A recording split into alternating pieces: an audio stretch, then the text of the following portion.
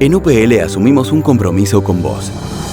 Impulsar OpenAg, una red agrícola que alimenta el crecimiento sostenible para todos, sin límites, sin fronteras. UPL, protección de cultivos y biosoluciones para una agricultura sostenible. Más de cientos de miles de hectáreas asesoradas, verificadas y ejecutadas en agricultura digital hacen a nuestra verdadera experiencia transmitiendo el conocimiento día a día. Por eso hace más de 20 años nos movemos, experimentamos, creamos e innovamos. Queremos acompañarte a seguir evolucionando juntos. Experta, Tecnología AGD.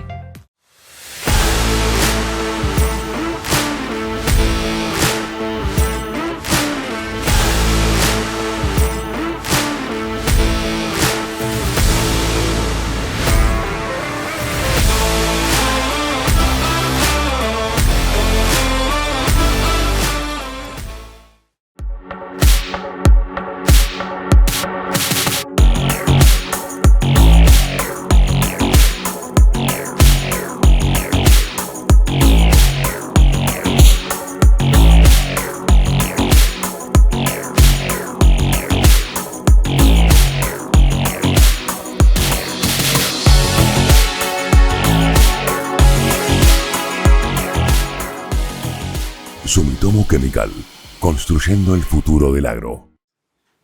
Muy buenos días a todos. ¿Cómo están? Bueno, tenemos full house. Eso quiere decir que va a haber agua y las enfermedades van a florecer. Si les parece bien, vamos a comenzar con un fuerte aplauso a nuestros especialistas. La verdad que es un verdadero lujo tenerlos acá esta mañana. Muchísimas gracias por acompañarnos en esta mesa de debate sobre el manejo de enfermedades de cultivos extensivos. Quiero comenzar agradeciendo a la empresa Sumitomo Chemical por haber compartido y convocado este grupo de especialistas y darnos la posibilidad de seguir aprendiendo respecto del manejo sanitario de los cultivos. Hay 4 especialistas, ahora los voy a presentar, y también nos está acompañando Guillermo Indaco de Sumitomo Chemical, quien es parte del equipo de marketing, coordinando las actividades en la región sur del país, y seguramente después nos va a aportar sobre innovaciones y lanzamientos que tengan para esta campaña. Muchísimas gracias por aportar respecto al conocimiento de la sanidad de los cultivos. Los expertos que tenemos, vamos a comenzar primero con trigo y cebada. Ustedes los conocen, pero formalmente los voy a presentar. Lucrecia Curetot es ingeniero agrónoma, trabaja como fitopatóloga, ocupando el cargo de jefa del área de protección vegetal del INTA de Pergamino, con muchísima experiencia, no solo en redes, sino en el manejo integrado de enfermedades de trigo, cebada, soja y maíz. Juan Edwards, también ingeniero agrónomo, máster en producción vegetal, trabaja en el INTA Balcarce y CONICET, con gran experiencia en el manejo de enfermedades. Y vamos así empezando tranquilito con los cultivos de fina. ¿Cuál es la problemática en fitopatología más relevante que han observado en el cultivo de trigo y cebada en la zona norte del país? Vamos a empezar con vos, Lucre, si te parece. Ahora después, Juan, nos vamos para el sur. Y otras regiones en los últimos años, las que tienen mayor impacto. Bueno, gracias a todos por estar acá, por compartir, por el intercambio, a todos ustedes, a Sumitomo y a mis colegas, y a vos, Diego, siempre un placer. Bueno, dentro de lo que es trigo y cebada y todo lo que hablamos siempre por nuestro chat de difusión y por las redes, nosotros sabemos que el cultivo de trigo es hoy un cultivo más de rollas, ¿no?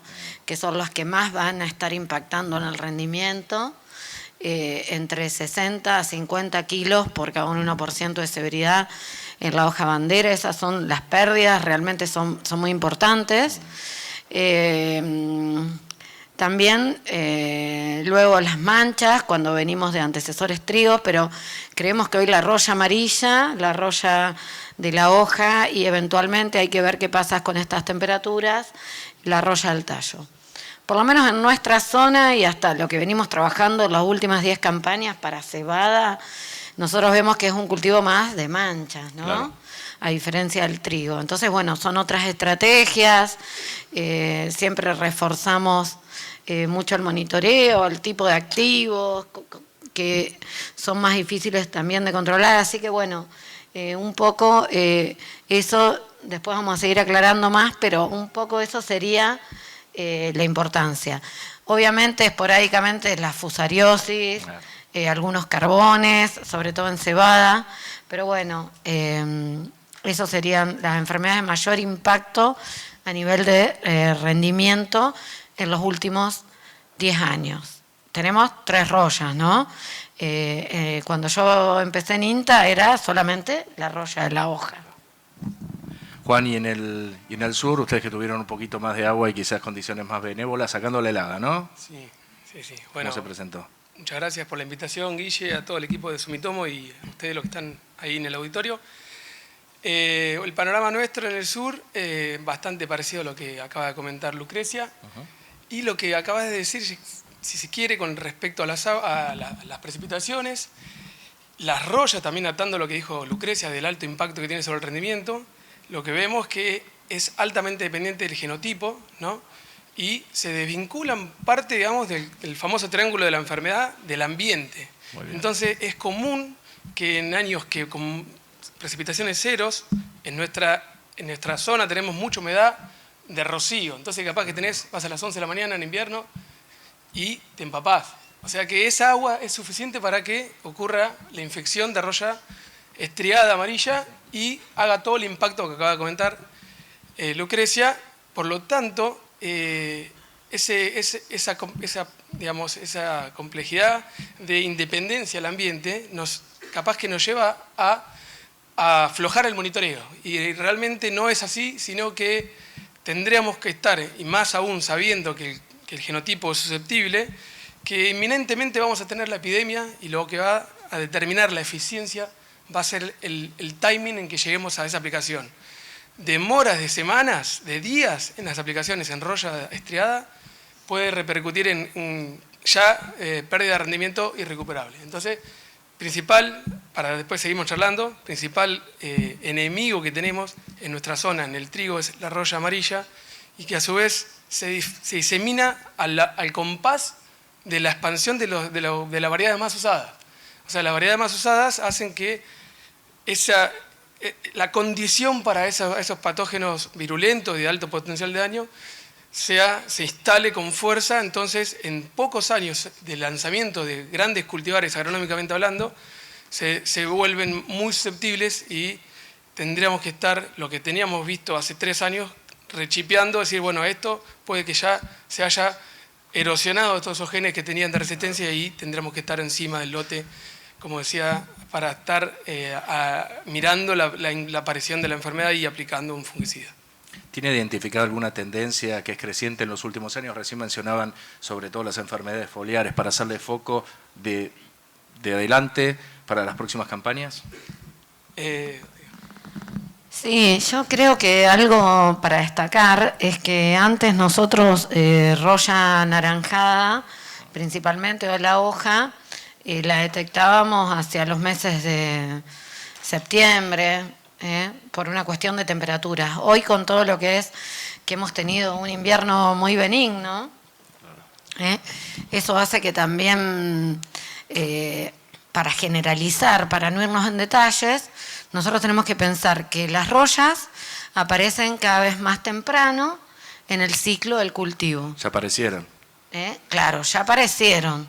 Entonces, todo lo que es tecnología de tratamientos de semilla, uso de variedades de buen comportamiento, diversificar variedades, todo el tema de puentes verdes con cultivos de cobertura que pueden ser hospedantes, también de roya, sobre todo de roya amarilla, hace que se instalen más tempranamente. Eso lleva a que cada vez más la profesionalización del monitoreo, ¿no?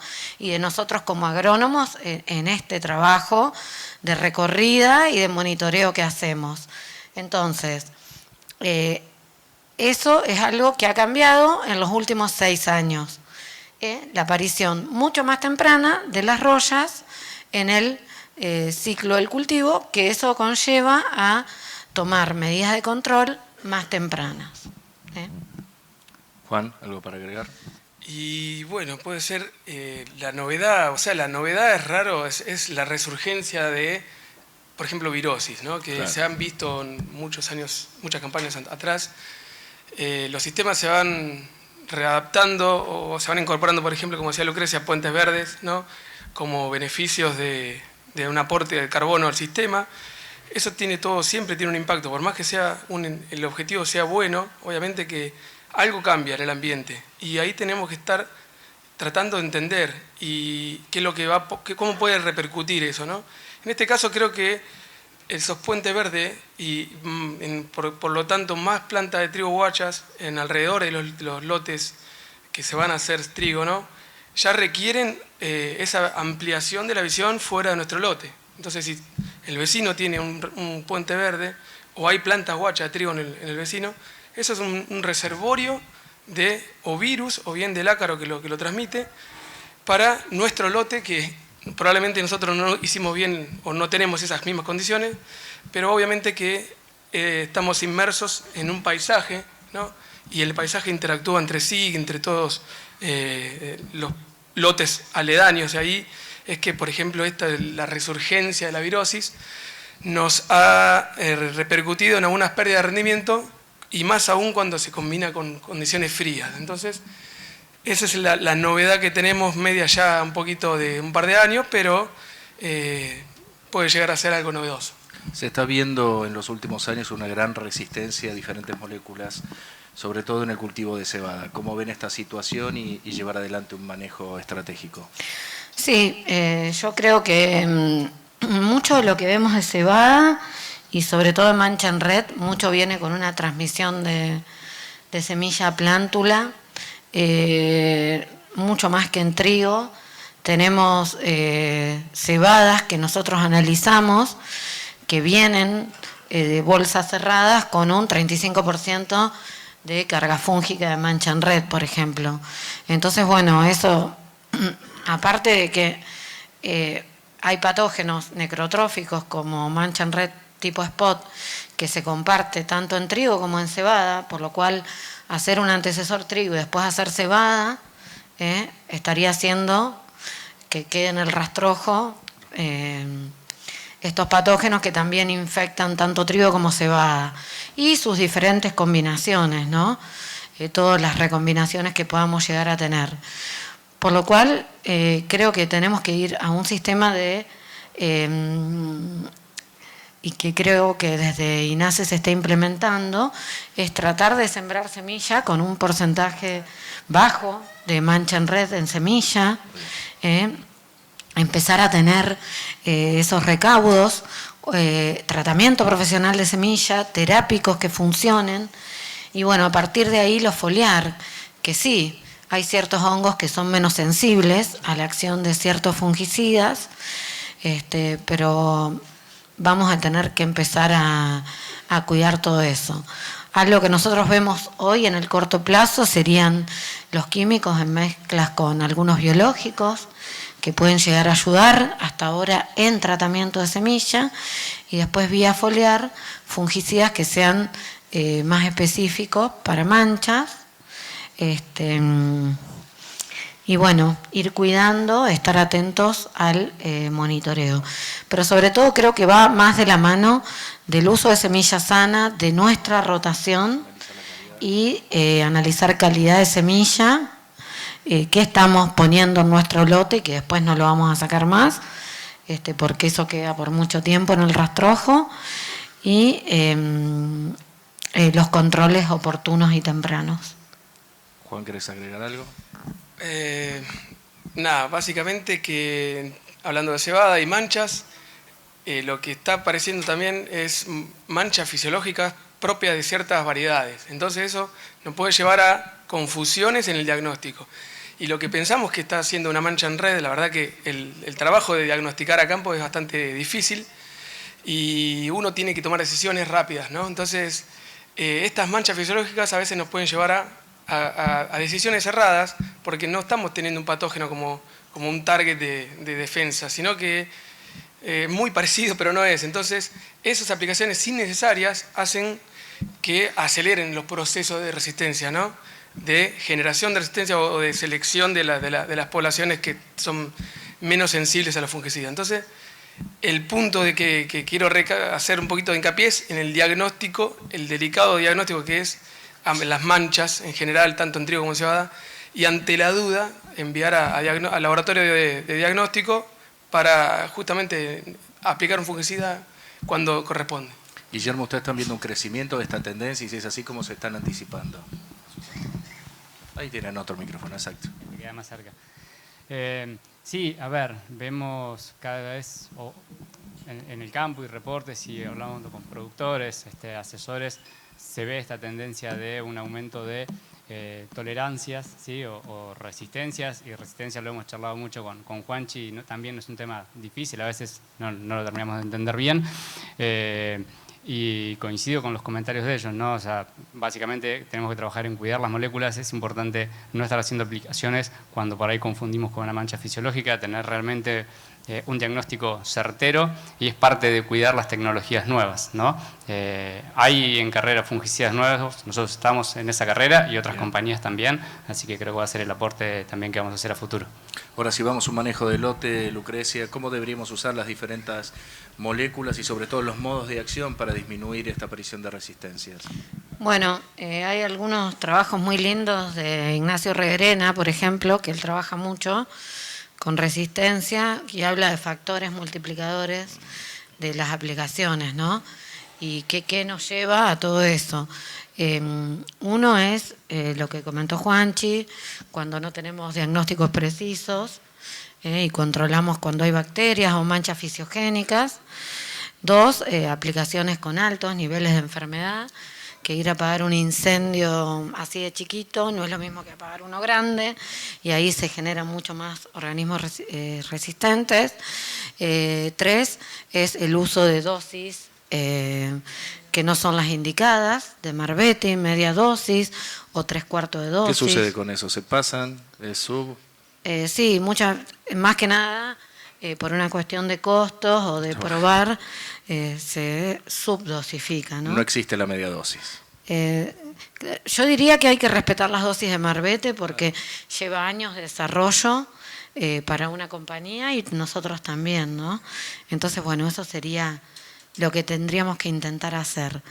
Y bueno, también después que no todos los fungicidas van a controlar todas las enfermedades. Hay algunos que son más específicos de rollas, otros son más específicos de manchas. La felicidad a veces yo digo que no es completa, que no con un solo fungicida vamos a controlar todo, pero bueno, nos podemos aproximar bastante.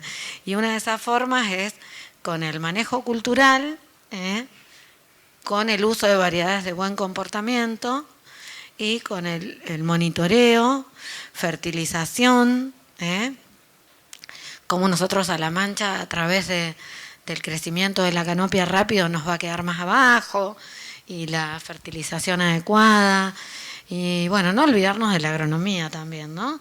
Aparte de que yo siempre digo que los fungicidas no nos pueden solucionar todo lo que tenemos a veces. El conocimiento siempre por delante. Entonces, bueno, sí, por delante todo lo demás. Bien. ¿Algo más? ¿Está bien? Muy bien. Ahora, ¿cuáles son los desafíos justamente fitosanitarios para obtener rendimiento y calidad en una campaña donde se perfila que, si Dios quiere, van a comenzar las lluvias? Bueno, a corto plazo entonces se avecina un pronóstico de Niño, que eso implicaría mayor precipitación en la primavera. Entonces ahí probablemente, pensando en quiénes se benefician con las precipitaciones, ¿no? Que son las manchas, tener en cuenta justamente dónde está la fuente de inóculo, que como decía Lucre está en la semilla, y en los rastrojos. O sea que si estamos por sembrar en un lote que tiene rastrojos en superficie de trigo, en caso si fuera un trigo, ¿no? Una cebada, ahí tendríamos que catalogar ese lote como de mayor riesgo. Entonces, porque ya estamos considerando que el lateral del triángulo del ambiente lo vamos a tener, tendríamos que tener los otros dos laterales, que son el genotipo y el patógeno. Bueno, obviamente está ahí justamente lo que decía, ¿dónde está el patógeno? Si está en el rastrojo, si está en la semilla, en el caso de la roya viene de plantas de lotes vecinos. Entonces, bueno, un poco combinando eso, diciendo el ambiente lo tendríamos, tratemos de incomodar las otras dos, ¿no? Si es fuente de inóculo, la semilla, bastante hincapié en la calidad de semilla, en los tratamientos, y obviamente que si cuadra en la rotación, evitar rastrojo del mismo cultivo. Eso sería una combinación bastante letal que deberíamos evitar. Les recuerdo a todos ustedes que pueden enviarnos sus preguntas por medio del WhatsApp. Muchísimas gracias. Obviamente tienen el micrófono abierto. No, sí. No, sí. Un minutito. Bueno, esta campaña hay mucha incertidumbre, ¿no? Ya tenemos una campaña que, por lo menos norte de Buenos Aires, a diferencia del sudeste, no nos fue bien con el trigo. Ahora necesitamos que llueva un poquito. Nosotros siempre pedimos más, pero realmente necesitamos agua. Por eso lo importante es monitorear, que no se nos escape la roya. Para las manchas, siempre les digo que no se apuren, que esperemos a ver si el cultivo encaña y tenemos ese efecto de ilusión y sigamos todos los informes, ya sean de INTA, de APSE, que va a tener ahora un sistema de alerta con horas de mojado foliar y demás, que vamos a estar compartiendo. Tus redes donde das informes. Sí, ver si las condiciones son predisponentes. Bueno, no atrasarnos, pero tampoco apurarnos demasiado. Puntería finita. Hay que tener puntería buena esa. Vamos a continuar recordándoles que nos pueden enviar sus preguntas, las vamos a compartir al finalizar la charla. Y vamos ahora con los expertos de soja y maíz. Comencemos con Margarita Sillón. Margarita es ingeniera agrónoma, profesora responsable de fitopatología en el Departamento de Producción Vegetal de Ciencias Agrarias de la Universidad Litoral, provincia de Santa Fe, y titular del Centro de Sanidad Sillón y Asociados. Y Tino de Rossi es ingeniero agrónomo, especialista en protección vegetal con maestría en fitopatología, docente de la Universidad Nacional del Litoral, investigador y docente de la Universidad Católica de Córdoba. ¿Bien? ¿Qué currículum? Vamos a empezar algo muy fácil. ¿Cuáles son las principales enfermedades? Hola, ¿ahí está? Sí. Fitopatológicas que están cobrando mayor relevancia en el cultivo de soja en los últimos años. ¿Anda el de Margarita? Ahí sí. Bueno, buenos días a todos los que no pude saludar. Hola. Dentro de lo que es soja, tenemos dos grandes grupos de enfermedades, que la diferencia es cuando nosotros podemos actuar. Unas son las vasculares y otras son las foliares. La gran diferencia es que en el caso de las vasculares, todo lo que podamos hacer siempre está antes de sembrar. Y en ese caso, digamos que las principales, las que han dado mayor dolor de cabeza en estos últimos 3 años, por supuesto, fue la podredumbre carbonosa, muchos la deben de tener acá en la cabeza, que es macrofomina, que es un hongo ligado a la sequía. Ese ha sido un problema bastante generalizado con estas temperaturas y falta de agua. Y también otro de los problemas más generales es la muerte súbita en soja, dentro de lo que son las vasculares, en, digamos, la región, yo estoy más que nada en la región central de Santa Fe, comparto parte con Entre Ríos, calculo que no muchas más de las muy importantes de las vasculares. No, exactamente. ¿Me olvido de algo? Buen día a todos, un gusto estar acá, muchas gracias a la gente de Sumitomo por la invitación, muchas gracias a ustedes por estar presentes. Hay que tener voluntad de venir a escuchar enfermedades después de los 3 años que venimos bastante vapuleados en el sector. Es que va a haber agua. Sí, ojalá, estamos esperanzados. Y dentro de esa esperanza creo que está buenísimo tener estos momentos técnicos. Creo que ir sacando un poquito todo esto que venían diciendo los chicos de estar más atentos, ser más finitos, reforzar el monitoreo, diagnóstico, es fundamental para justamente sacarnos esos conceptos que tenemos o preconceptos como que si hay seca o no hay lluvias, no hay enfermedades. Y es un poco lo que decía Margarita, macrofomina y fusarium en soja. Tuvimos a rolete en distintas regiones, centro-norte del país también muchísimo, y va acompañando lo que son las enfermedades vasculares en otros cultivos también. Que en este momento, para salir de eso y acotar algo más, estamos en centro-norte Córdoba, vengo de allá. No se nota trigos, de Córdoba. No se nota la tonada, ¿no? Bueno, pero trigos en secano, sin una gota de agua y están tapados de roya. Entonces, un poco lo que pensemos, no es siempre la lluvia, es lo que es igual a enfermedad. Hay un montón de condiciones que tenemos que estar más atentos. Sí. Bueno, eso te decía entonces de las vasculares. Entender el técnico que es, en el caso de soja, es ahora donde tiene que empezar a pensar, bueno, si la voy a sembrar en noviembre o cuándo, qué puedo hacer antes, genética, sanidad de semillas, sanidad previa, estudio previo a la semilla. Y después sí, hay una serie de enfermedades foliares las llamadas históricamente enfermedades de fin de ciclo, que ya no serían de fin de ciclo, porque hace 20 años atrás, cuando empezamos a trabajar todo el tema de la roya, eran muchas de ellas realmente en un R5 y medio de soja, y hoy no. Esa es la otra gran... Claro. Lo que ya nombró Lucrecia, de las enfermedades se han adelantado. De esas enfermedades foliares, digamos que capta la atención de los técnicos dos de enfermedades. Una es la mancha marrón, que normalmente ya la incidencia, la prevalencia, digamos, ¿no? El porcentaje de lotes afectados con mancha marrón es de 100% hace mucho tiempo, hace varios años. Y es la primera enfermedad que aparece, la que muchos de los técnicos ya ven desde vegetativo, la que ha empezado a ser muy importante en floración y en reproductivo, en R3. Históricamente luego viene la otra enfermedad, que es el tizón foliar por Cercospora kikuchi, o digamos, ya no es Cercospora kikuchi solo, sino un complejo, ¿no? Y también esa enfermedad en nuestra cabeza estaba muy cerca de ese llenado de vainas, y hoy también es una enfermedad que se ha adelantado. Para mí esas dos son las que ocupan la cabeza en general de los técnicos. Y luego hay otras que por ahí pueden estar un poco escondidas en ese entorno, o que están llegando, ¿no? Exactamente, creo que compartimos eso es con Córdoba, ¿no? Y es fundamental pensar que, por ejemplo, este año o estos años no veíamos mancha marrón, no veíamos cercóspora, pero terminaban los lotes entregándose de una manera absolutamente negra, gris, con un montón de puntuaciones que son de patógenos que estaban en la planta, que ingresaron en algún momento y que sin lugar a duda estaban haciendo una merma de rendimiento. Entonces, también pensar que hay cosas que normalmente tratamos de tomar dimensión por lo que nosotros podemos visualizar para tomar decisiones, como son las enfermedades foliares, pero hay todas las otras enfermedades que están en ese complejo, que van a vaina, que van a pecíolo, que van a tallo, y que realmente tienen una importancia muy grande y que les estamos dejando como algo que no nos está preocupando en el cultivo. Y realmente vemos que tiene una preponderancia cada vez mayor y que no le estamos dando la dimensión que realmente tienen. Y en estos años que no vemos enfermedad en hoja, porque no tuvieron tanta condición, es donde nos revemos y remarcamos la importancia de antes, cuando estamos sembrando, en el rastrojo, en qué estamos haciendo con las rotaciones, qué hacemos con las aplicaciones que estamos haciendo foliar, pensando en estadios fenológicos que capaz que son medios tardes, podríamos estar tratando de bajar ese inóculo de ese tipo de enfermedades como antragnosis, como foma, que después impactan en calidad de semilla también.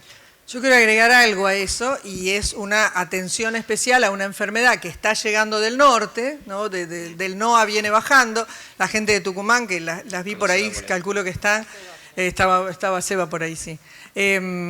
La tienen sí instalada, y en cambio en Santa Fe, en el centro de Santa Fe, hemos tenido un ataque relativamente importante, 2018, 2019, claro, después vino entre la pandemia y la sequía, como que no la vieron más, que es la mancha anillada. La mancha anillada es una enfermedad para prestarle atención, y sobre todo me quedo en lo que dijo Juan del diagnóstico. Porque al no conocerla mucho, así como muy al principio se confundió roya amarilla con bacteriosis en trigo, en la mancha anillada está pasando ese. Por ahí pasa como, no, esto debe ser algún patógeno de suelo, de rastrojo, así nomás. Y es una enfermedad que va creciendo, como todo va lento, es un progreso. Pero por ahí nos puede pegar un susto en un año que llueva, ¿no? Y calculo que Córdoba también tiene ese problema. Exactamente. A eso le podemos sumar algunas bacteriosis foliares que cada vez vemos más y que no le estamos dando tanta importancia, algunas que no veíamos antes y que ahora están más instaladas. Y una anecdótica que en nuestra región, dependiendo de las zonas más altas, siempre estuvo, y a pesar de años ser secos, en floración nos sorprendió en algunos lotes como esclerotinia, que lo veníamos viendo con lucre, no es de años tan típico como estos últimos que pasaron, pero llama la atención, y es algo que tenemos que tener en cuenta, que permanecen los lotes muchos años, estos años con más posibilidades de tener más precipitaciones, tenemos que estar atentos porque están los lotes, ¿sí? Y puede llegar a impactar. ¿Qué podemos esperar en un año húmedo, con lluvias, teniendo en cuenta que estos patógenos están al acecho en inviernos que son cálidos y húmedos, ¿no? O sea, recién presentaron todo el escenario. ¿Qué se puede esperar con la llegada fuerte de las lluvias? Con frecuencia de lluvias es muy esperable mancha marrón en soja desde estados muy iniciales, y con muchos días, con mucha humedad y muchos días de alta heliofanía luego en el verano, el progreso rápido de una Cercospora kikuchi que nos que nos asuste en una semana y que la aplicación de fungicida sea más porque me convencí de que hay un color violeta y no sea preventiva. Entonces hay que estar atento a eso y también se puede esperar la presencia de estos síntomas medio nuevos para los técnicos, por eso es importante capacitarse. Sí, el diagnóstico correcto de esto. Mancha marrón en general todos la conocen bien y ese concepto del famoso APS de Lucrecia, la altura de planta con síntomas, lo usamos todos y estamos hablando un mismo idioma, pero por ahí cuando uno hace severidad, bueno, los conceptos son por ahí más distintos entre los técnicos y en eso hay que entrenarse. Además de capacitarse, por ahí entrenarse, ¿no? Me parece que es un año como para decir, bueno, me entreno con tiempo en esto. ¿Y qué aporta para la sanidad del cultivo el tratamiento profesional de semillas que está creciendo mucho en los últimos años? Aporta una uniformidad, que es interesante, aporta bajar esa carga inicial de la semilla, que de todas maneras es muy interesante antes saber qué carga tiene, porque lo que dijo Lucre es real y es igual en soja. Ningún fungicida puede hacer un milagro si llevamos un 70% de un patógeno. Claro.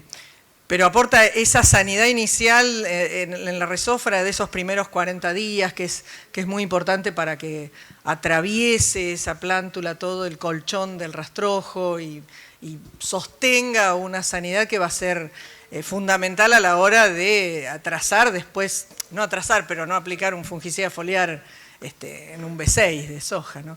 Y en eso también es importante la ayuda que hoy pueden dar los biológicos en ese complemento, ¿no? Iba a preguntar justamente eso, si suma justamente la adición de un biológico dentro de este tratamiento profesional. Dentro del tratamiento y después en los foliares, ¿no? Yo lo veo como un complemento interesante a ese famoso triángulo de la enfermedad, que esas plantas van a estar mucho mejor posicionadas frente a lo mejor al progreso de un patógeno. Creo que...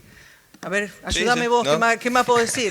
Creo que lo volvemos loco al que está filmando porque veo que pasa de un lado al otro. No, pero lo importante de esto creo que de distintas maneras lo fuimos diciendo. La sanidad se va construyendo, ¿sí? No es una toma de decisión, un momento aislado. Y desde que empezamos a elegir la variedad, el lote, cómo lo rotamos, qué tratamiento de semilla, cómo hacemos ese tratamiento de semillas, si conocemos o no qué carga patogénica, si vamos viendo el monitoreo, el diagnóstico, la toma de decisión, que esa toma de decisión esté apoyada en información, por eso lo que decía Lucre, tenemos mucho más acceso a tecnologías que antes no teníamos, entonces podemos ver cómo van cambiando el clima, cómo va impactando el clima en microambientes y eso ayudarnos a tomar decisiones mucho más certeras que antes, antes 5 años, nos costaba conseguir datos de clima de una localidad. Hoy ya los tenemos con un acceso muy grande, podemos modelizarlo, podemos ver qué es lo que puede llegar a pasar, entonces estamos en una generación de conocimiento muy superior a lo que eran 10 años atrás y eso nos hace que tengamos que estar más cerca, tomar decisiones más certeras, conocer un poco más el sistema para crecer en sanidad y que el cultivo termine con seca, sin seca, pero con una mejor sanidad. Guille, ¿y ustedes cómo estudian desde las empresas dar estas soluciones integrales que son las que está demandando el productor? No, bueno, primero nos apoyamos mucho en investigadores, ¿no? Más allá de nuestro área de R&D, que trabaja independientemente, ¿sí? Pero obviamente leyendo un poco cuáles son las principales problemáticas, ¿sí? Y coincido en que la sanidad no se define en un momento ni se define en un producto, sino que tenemos que entenderlo como un proceso que inicia desde la selección de una variedad, de la calidad de la semilla, entonces también incluir todas esas variables a la hora de trabajar sobre, digamos, nosotros una solución química que vamos a poner disponible más adelante, pero que sabemos que es un aporte y que no es, digamos, la solución mágica, eso, digamos, no existe, hay que entenderlo dentro de un contexto agronómico, ¿no? Y también estamos empezando a trabajar un poco con el tema de biológicos y ver qué aporte podemos llegar a hacer al sistema, digamos, desde el punto de vista sanitario y de mayor vigor, etcétera, con algunos productos experimentales que estamos trabajando. ¿Y cuáles son las dificultades que enfrentará el productor en el cultivo de soja, principalmente con las resistencias y cómo manejarlo lo mismo? ¿Qué consejos le darían para esta campaña? Lo que está viendo es bastante la pérdida de la eficacia, ¿no? En las aplicaciones, que no es lo mismo que todo sea resistencia. Entonces, todo lo que dijo hoy Lucre corre lo mismo para soja. el aplicar con umbrales muy altos, en haber equivocado a lo mejor un diagnóstico, ni que hablar de la calidad de aplicación, que como yo no soy experta en eso tampoco me meto. Creo que esos son desafíos. Primero esa caja negra o gris ahí de todo lo que hicimos mal lleva lentamente a procesos de pérdida, por lo menos de sensibilidad de los hongos. Hay trabajos concretos de resistencia que son científicos, pero lo que nosotros vemos en el campo, ya que era del conocimiento a la práctica, es que en la práctica tenemos todavía mucho que mejorar y son desafíos del productor y del ingeniero agrónomo, ¿no? Mejorar eso para que si hay resistencia, que sea lo más lejos posible, ¿no? Creo que es un desafío. Otro desafío será elegir bien los lotes, cómo llegan a noviembre esos lotes, ¿no? Para una soja que si pinta con lluvia, las enfermedades pueden ser, sí, un problema limitante. ¿Algo para agregar? Yo creo que me están robando el tiempo. Está pasando muy rápido, es una cosa impresionante. Ahora, ¿cuáles son las principales enfermedades? Ahora vamos a cambiar al cultivo de maíz que tiene mayor incidencia fitopatológica. Bien, en maíz justo estamos armando con los chicos un taller próximamente en septiembre y ya hemos venido sacando unas encuestas de cuáles son las enfermedades más prevalentes a nivel del país y siguen siendo dos. ¿Sí? La roya común y el tizón foliar común, las dos enfermedades que a nivel país están en todos lados de las enfermedades foliares. Los carbones, estas últimas 2 o 3 campañas se han llevado todas las preguntas en todo el país, tanto carbón común, principalmente por las condiciones climáticas por las que pasamos, en los cuales todos esos periodos de estrés en floración son puerta principal de entrada para que el carbón se manifieste, y es lo que pasó en muchas de las regiones del país, en distintos híbridos. Y a su vez también uno que llamó la atención y que nos está dentro de lo que tenemos que hacer, tratar de transmitir y llevarles a ustedes conocimiento nuevo, es una enfermedad que es el carbón de la panoja, que hacía 80 años que no estaba presente acá en Argentina y en las últimas 3 campañas tiene un resurgimiento y llama a la confusión. Son patógenos distintos, los dos son carbones, los dos hacen una pudrición y hacen una masa carbonosa, que por eso de ahí el nombre, pero uno es mucho más importante que el otro en la pérdida de rendimiento directa que genera. El carbón de la panoja, la espiga directamente no es productiva, entonces es mucho más agresivo que el carbón común, pero carbón común en esta campaña fue el que más intensidad, más prevalencia hubo en lotes con presencia.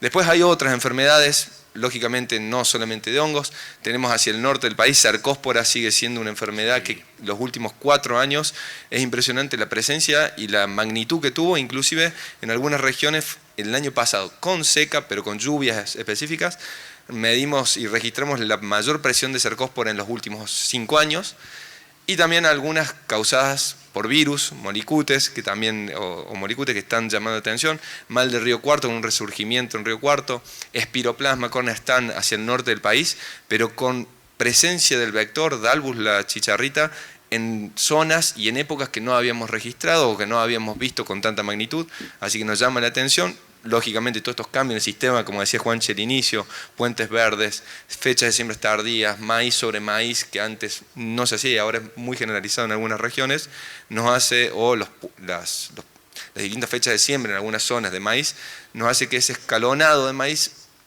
haga que haya más biodiversidad, y eso hace que tengamos que estar más presentes, más cerca, para poder ver qué enfermedades estamos viendo. ¿Están más expuestos? No, agrego una del norte, de centro-norte de Santa Fe y hacia el Chaco, en años bastante más húmedos como puede ser, que es la roya polisora, que no se da después hacia el sur.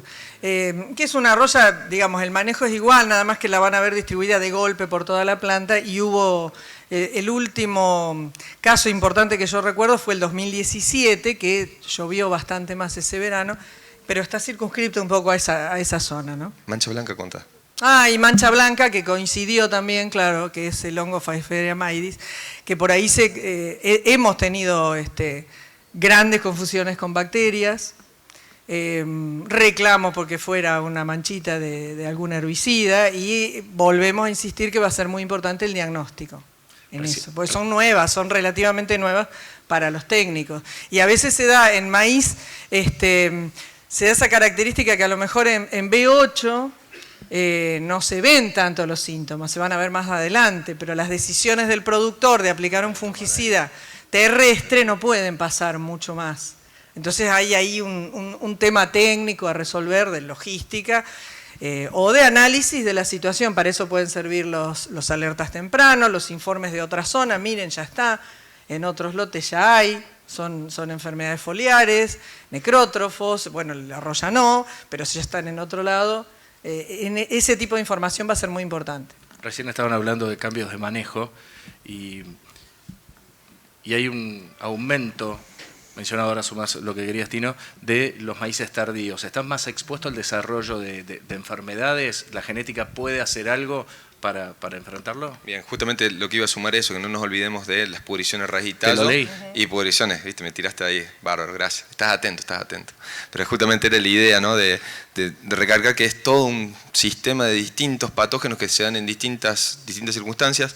Todo este crecimiento de maíces tardíos que sembramos más tarde con otras condiciones ambientales, que además lo cosechamos mucho más tarde y lo dejamos más tiempo en el lote, es más propenso a tener mayores problemas de pudrición de raíz y tallo o secado anticipado de caña o inclusive de las pudriciones de espiga. Entonces también tenemos que tener en cuenta esos dos grandes grupos de enfermedades que dependiendo del manejo tienen más implicancia o no.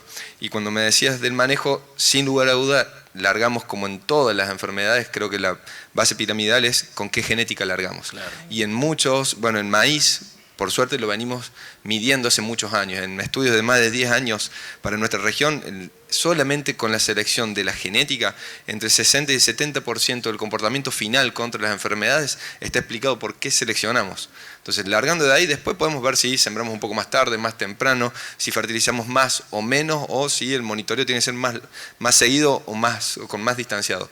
Pero la base fundamental es que conozcamos la genética que estamos sembrando. ¿Es necesario tener medido el impacto del uso de fungicidas, que está entre el 10 y 15% en el cultivo de maíz? Si es necesario, perdona. Entre el 10 y 15% utilizan fungicidas en el cultivo de maíz. ¿Cómo ven esta respuesta?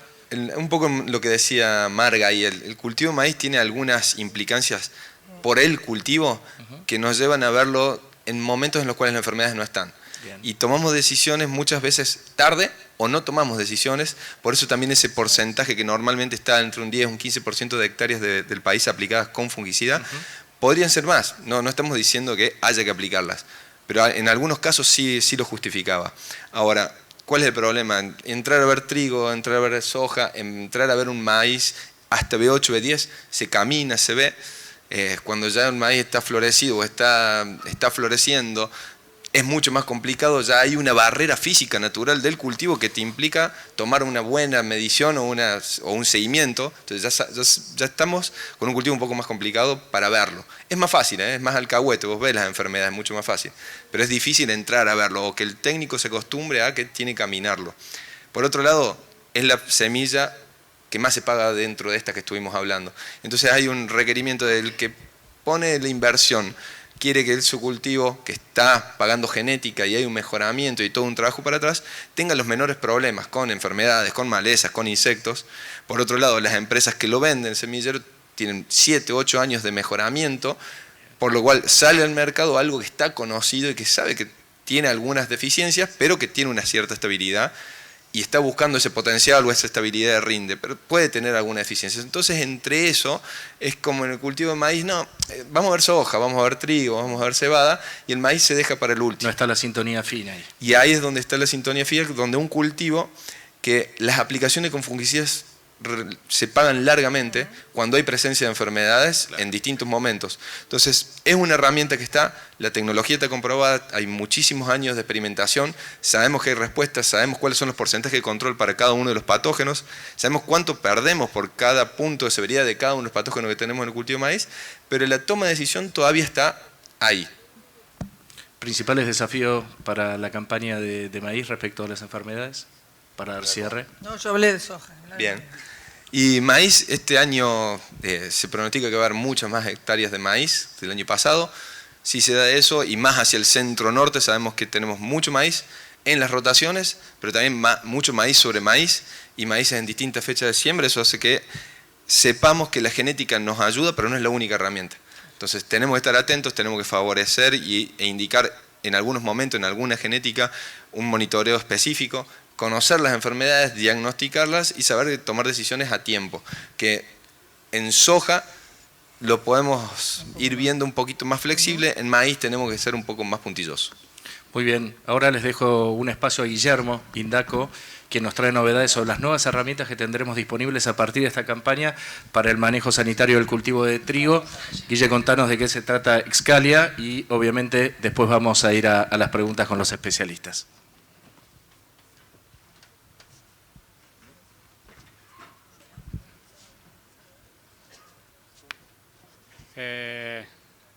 ¿Podríamos volver al primer slide?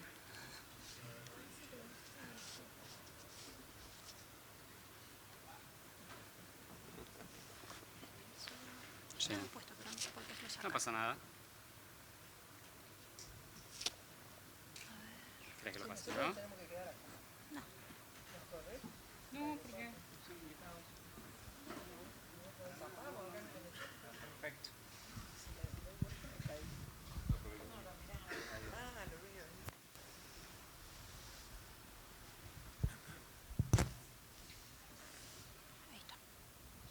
¿Tenés el controlcito? Sí, perfecto. Y... para abajo. Perfecto. Bien. No, la idea es un poco tratar de mantenerles la atención. Veo una sala llena. Eso me parece que habla por sí solo de la importancia del manejo sanitario, ¿no? Y desde Sumitomo venimos trabajando hace ya muchos años, ¿no? En un producto que hoy por suerte lo podemos tener ya en la calle y disponible como una herramienta más de todo esto que venimos hablando, ¿no? Que digamos, no se trata solo de un fungicida, digamos, cuando planteamos un cultivo hablamos de fecha de siembra, hablamos de variedades, en el caso de maíz y girasol también hablamos de híbridos, ¿no?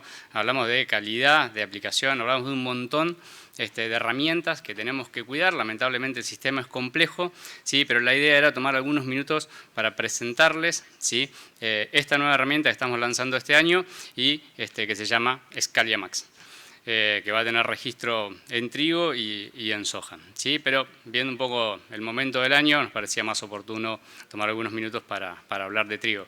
Y para empezar a hablar de trigo me gustaba un poco plantearnos nuestra situación a nivel país general. Hoy, digamos, a nivel país, nuestros trigos en promedio rinden 3 toneladas, ¿sí?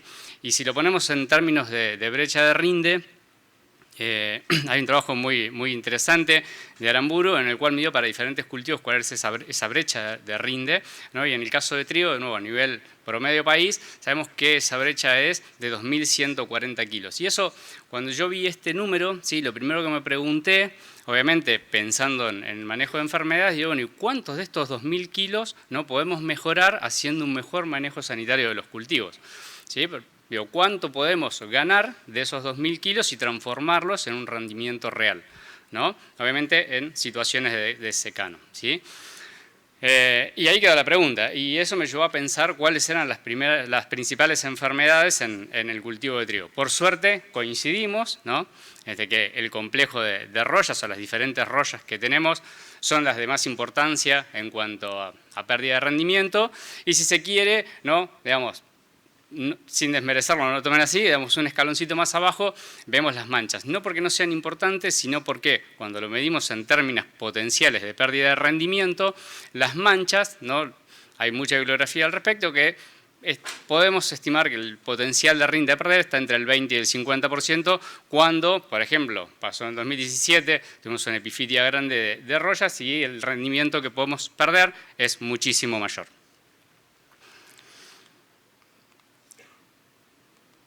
Y tratar de cuantificar esto me llevó un poco a mirar los datos de APRESID. Gracias a APRESID por este tipo de información disponible que es sumamente importante a la hora de evaluar la progresión de las enfermedades. La verdad es que tanto roya amarilla como roya anaranjada, las tomo como ejemplo, las vemos muy generalizadas, campaña tras campaña, hablando de estas últimas campañas, y en todas las zonas trigueras importantes del país.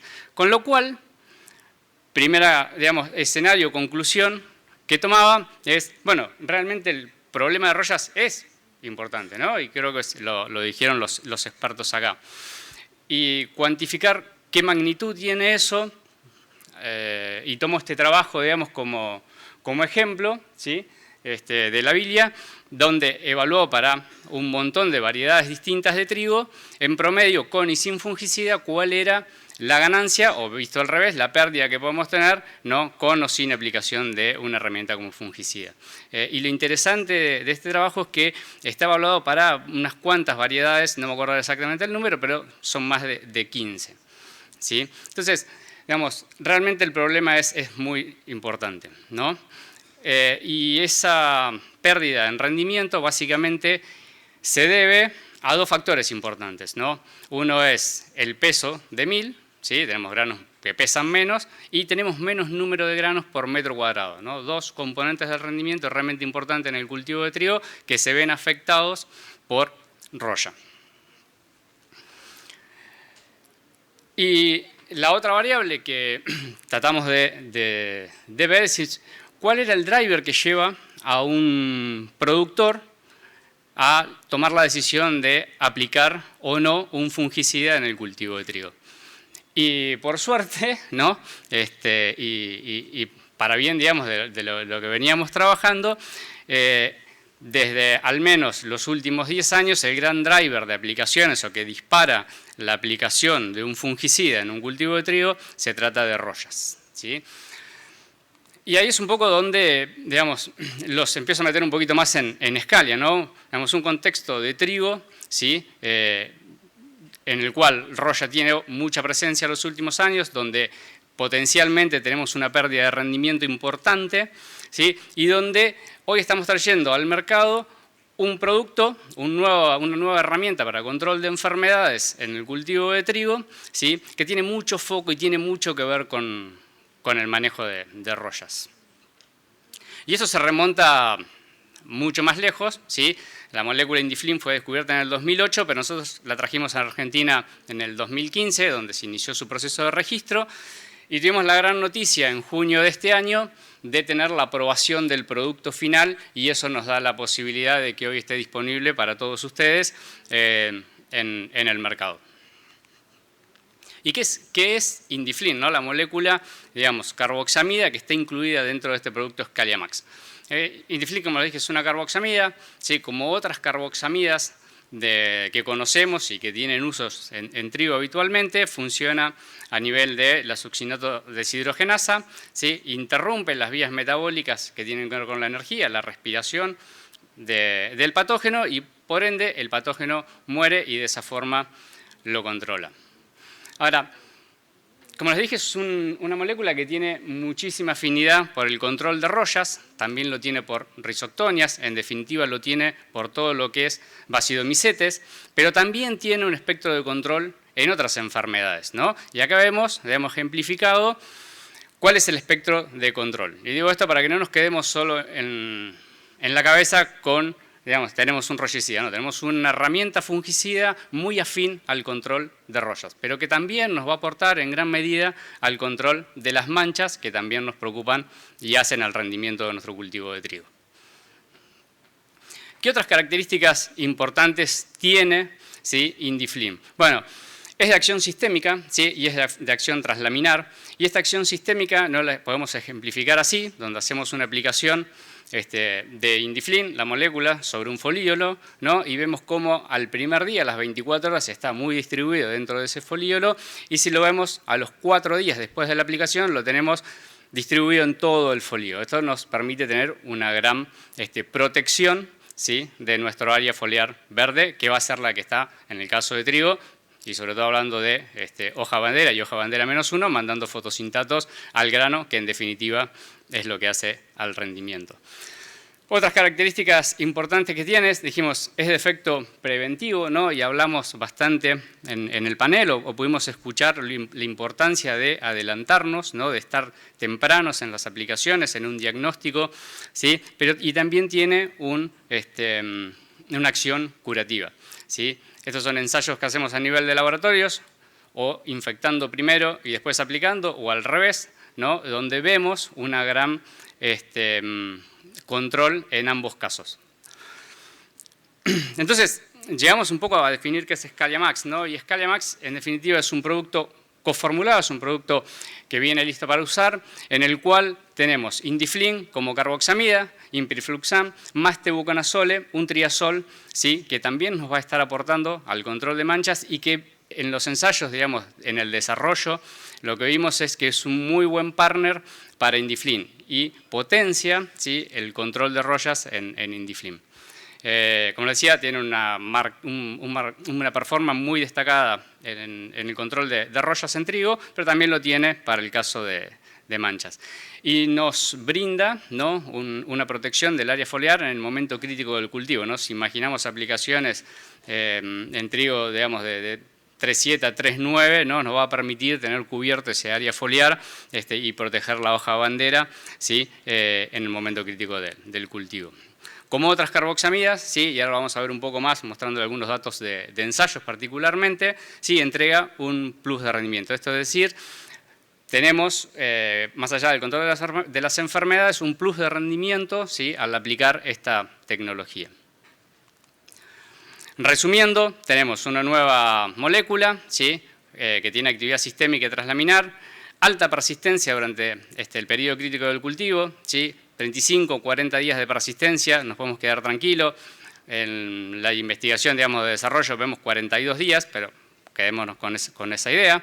¿Sí? Amplio espectro de control tanto para rollas como para mancha, control preventivo y curativo. Sin riesgo de lavado, es una molécula que ingresa muy rápido en el mesófilo de la hoja. No vimos casos de fitotoxicidad y es una nueva herramienta en esto del manejo antirresistencia, ¿no? Tener una molécula nueva disponible para el manejo de rollas, ¿sí? Siempre que la cuidemos, ¿no? Y no hagamos un abuso de ellos y hagamos rotaciones adecuadas, tenemos una herramienta más ahí, ¿no? Y que nos permite proteger el área foliar, ¿no? Otorgando, como dijimos, un plus de rendimiento.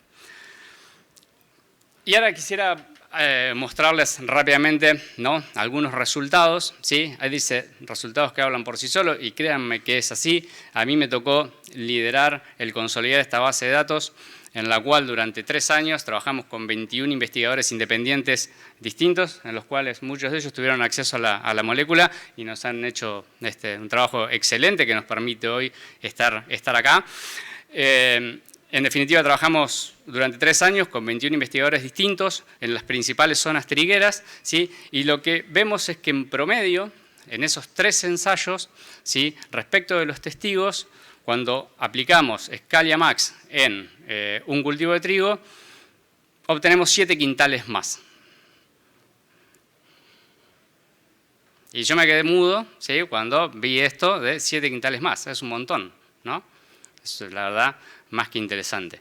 Visto, digamos, desagregado, ahí vemos las barritas, cada barrita esa corresponde a un ensayo, ¿sí? Y eso en promedio significa 21% más de rinde, ¿sí? Para esos 113 ensayos. La verdad que si todos los años será igual, o será que en algún año se destacó, entonces, digamos, dividimos eso por años, ¿sí? Y no, la verdad que vemos una respuesta consistente, al menos en los últimos 3 años, donde hemos hecho ensayos de desarrollo a nivel de redes y con investigadores independientes, donde por supuesto que hay cierta variabilidad, pero la respuesta estuvo entre el 17 y el 25% en promedio. Así lo vemos, ¿no? Un cultivo de trigo tratado con Scalia versus un testigo sin tratar, ¿sí? Siempre las fotitos son lindas, es más lindo verlo en el campo, pero es difícil traer el campo al Congreso, así que los invitamos después a poderlo ver. Vamos a estar haciendo varios demostrativos a lo largo del país, donde vamos a poder ver esto en vivo, así que, pero por ahora vamos a conformarnos con la foto. Cuando lo vemos por ahí divididos, ¿no?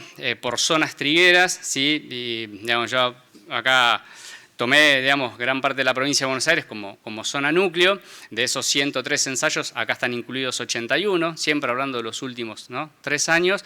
Y digo, ¿qué pasa si lo comparo con el resto de las tecnologías fungicidas que habitualmente utilizamos, que están disponibles y que son las que compartimos en las redes de ensayos, ¿no?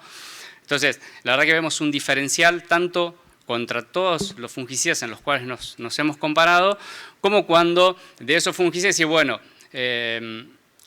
comparémonos contra las carboxamidas. ¿Hay algún diferencial que podamos aportar respecto de las carboxamidas que actualmente se utilizan en trigo? Y la respuesta es sí, en rendimiento sí, y probablemente, digo, esto tiene que ver también con que la mayoría de las carboxamidas hoy del mercado tienen muy buena acción en manchas, pero no lo tienen tanto en rollas, y esa es una característica distintiva de Scalia Max que nos viene a aportar.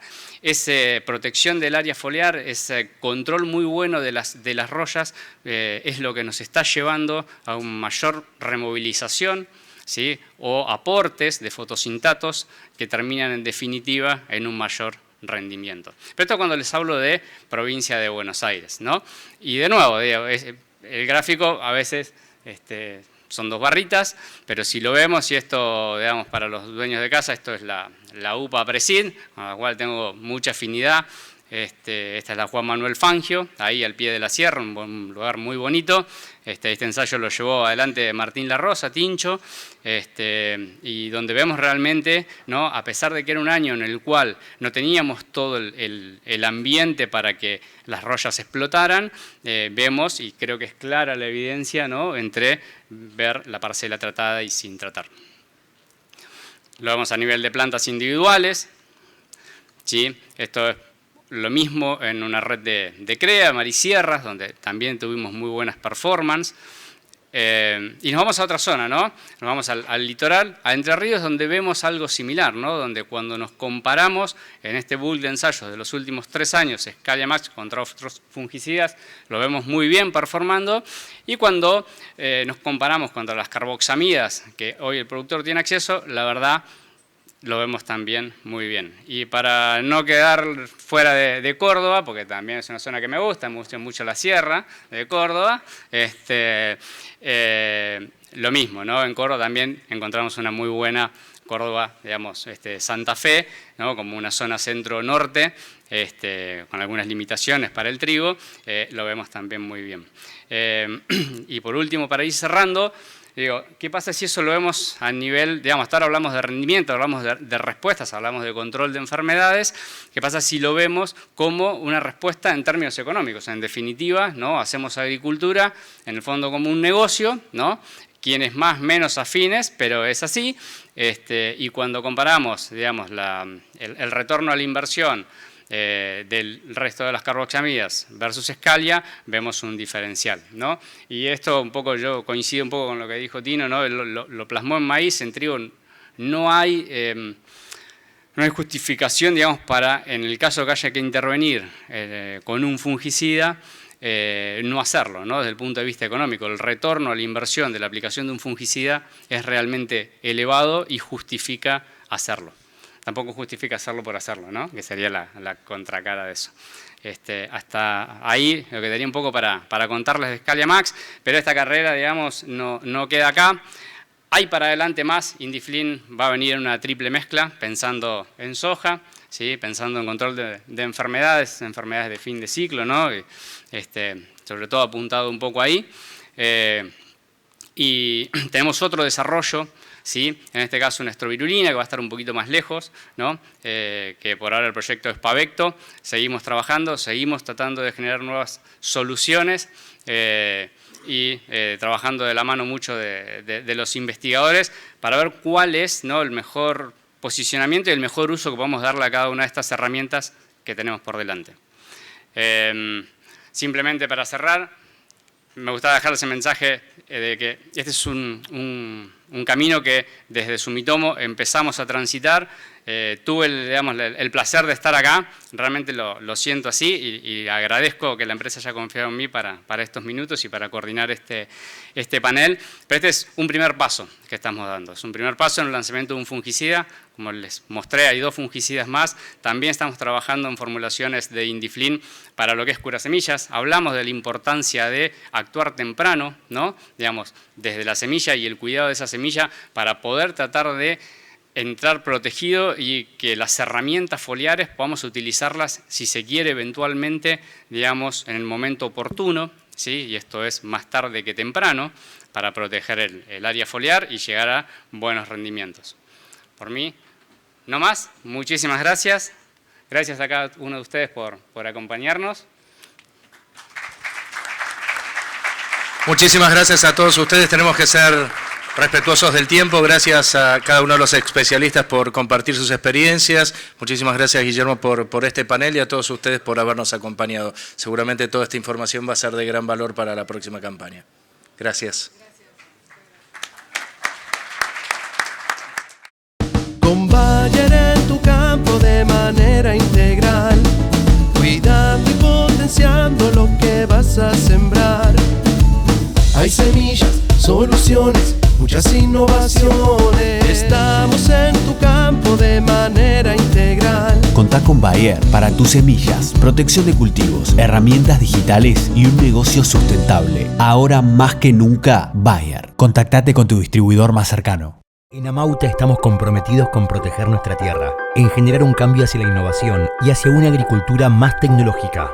Entendemos la evolución de la agricultura como un crecimiento positivo de los cultivos y de sus rindes, del negocio de nuestros clientes y de los profesionales de la agricultura.